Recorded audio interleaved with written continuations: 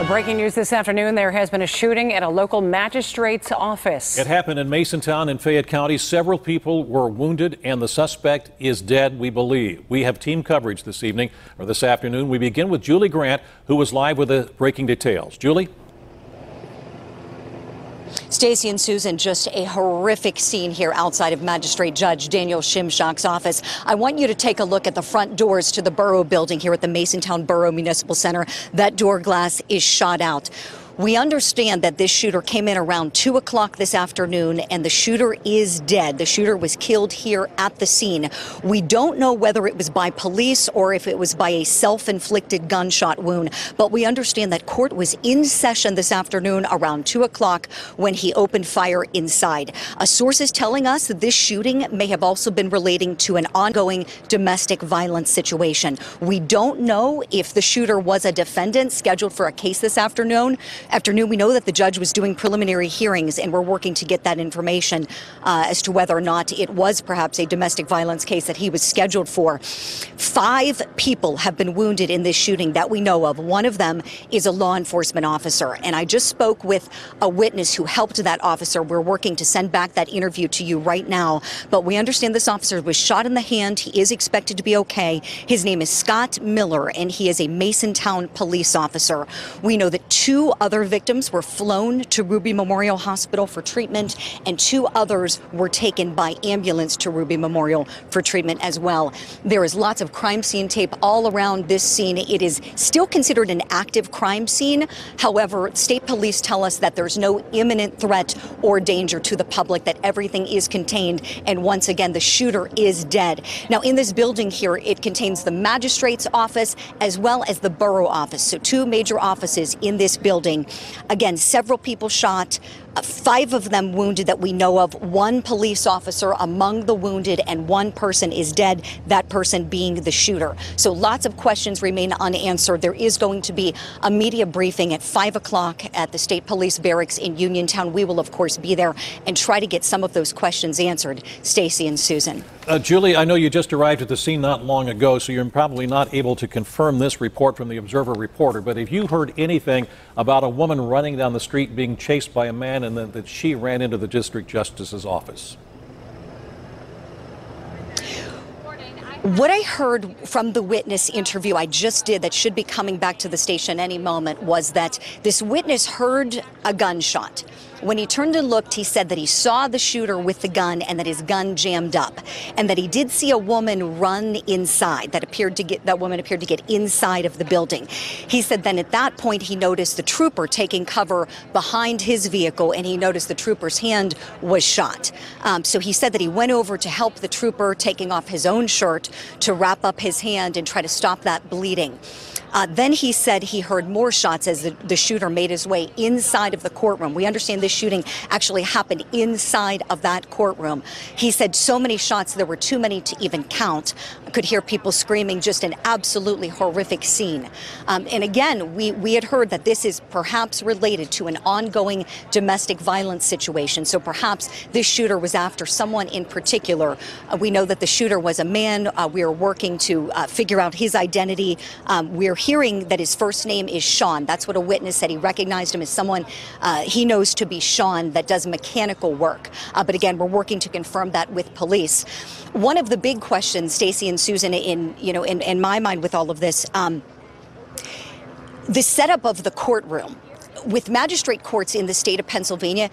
They're all different, right? They're all very different. They're not uniformly done. So who knows with this setup and why those doors, or if perhaps there was a target that he knew to be inside the doors or in a specific area, or if he was just going to be shooting indiscriminately because he knew that person he was targeting was there. I think that's a big question. And as to your question, Stacy, whether that woman that we heard may have been running from him, we don't know if it was the same woman the witness I spoke to saw. Perhaps it was. And again, that's a question we will hopefully have answered when we get to the press conference later on this afternoon. Julie, that eyewitness with whom you spoke indicated that he was assisting the Masontown police officer, Scott Miller, who was shot in the hand. Any indication that Officer Miller was returned any kind of fire? We have heard that there was an officer who did fire at the shooter inside. We did hear that. However, that hasn't been confirmed by any law enforcement sources. Just some sources close to the investigation that have not wanted to be identified have told us that that is perhaps how this shooter was killed, by a police officer inside of the courtroom. We know the shooter definitely dead here at the scene. The shooter was not transported for any treatment.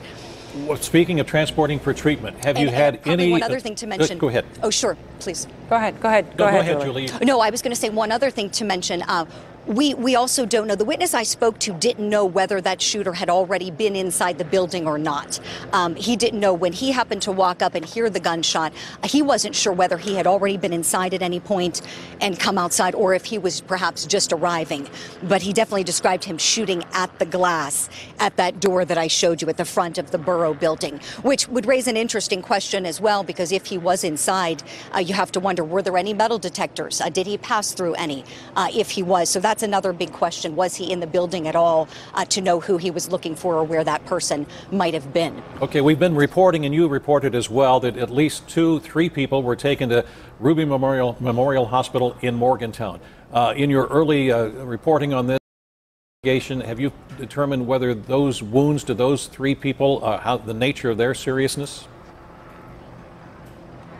Stacey, we don't know. We've been trying to get answers to that question. The only individual that we knew of that is expected to be okay is Masontown police officer Scotty Miller, that it was a hand wound that was taken care of and he was transported for treatment and is expected to be okay. The witness I spoke to, whose name is Juan Sales, told me that he was very shaken up, just really shaken. He said his breathing was rapid. He said he just seemed, to be really terrified at what had just occurred and what had happened. And he said when he happened to walk up, he saw him taking cover and the hand was shaking, bleeding. He said he took off 2 shirts to stop all that bleeding. And then after that point, he said, was when the shooter went inside and continued to shoot, and he heard so many shots, could not even count them. So to answer your question, no, we don't know the condition of those individuals, just the different methods of transport. 2 were life-flighted to Ruby Memorial, the other 2 taken by ambulance by ground. But again, we're working to get more details, and perhaps we may learn of some other injuries. We just know of 5 people at this point. And I understand that we do have that interview that I did with Juan Sales, who walked up and saw the police officer and went to help him. Let's take a listen to that now, if we can, please. I was standing in the parking lot in front of the Magistrate, and I heard a gunshot, or what seemed to be a gunshot. So I turned around and seen a guy with a gun, and the lady was like 5 to 8 feet away from the shooter, and his gun jammed up, and he was trying to get it to shoot again, and it wouldn't shoot. So when he got it to shoot again, I took cover beside the Magistrate. And when I was beside the Magistrate, I seen the cop. He was taking cover behind a vehicle. So he was like, stay back. But he was shot. I seen that he was shot. So I ran over to him, took my shirt off, my tank top first, and wrapped it around his hand. But he was still breathing so profusely that I took my other shirt off and wrapped it around his hand. Then I took my belt off and wrapped it around his wrist so that, cut the blood, the circulation, put pressure on it. And that's when they took him, and the constables put him in the constable car, and they drove him off. And the shooter was walking in. He had shot the windows out. As I was running to the cop, he was shooting through the glass doors. And that's when I started wrapping the cop up, and I didn't see what happened inside. So the glass door we just showed you at the start of this live report there, shot out. You can see it open. That window shot out there. That's the door that he is mentioning that the shooter entered after being out here in the parking lot. That's the area he was describing where he was when he met up with Masontown police officer Scott Miller. The borough office is going to be closed tomorrow. The borough center and the municipal court are both housed in this same building here. We know that preliminary hearings were going on this afternoon, and one big question, I think, is whether this shooter was someone who might have been a defendant on the docket, and whether the case that he was here for might have been a domestic violence incident. A source very close to this investigation is telling us that this shooting is related to an ongoing domestic violence incident. We're hoping to get get that confirmed by Pennsylvania State Police when they have their press briefing later this afternoon at 5 p.m. at the Uniontown Barracks. But that is something we are hearing from a very reliable source telling us at KDKA that this was an ongoing domestic incident, and that might have been the motivation for this terrible shooting that happened here, Stacey and Susan.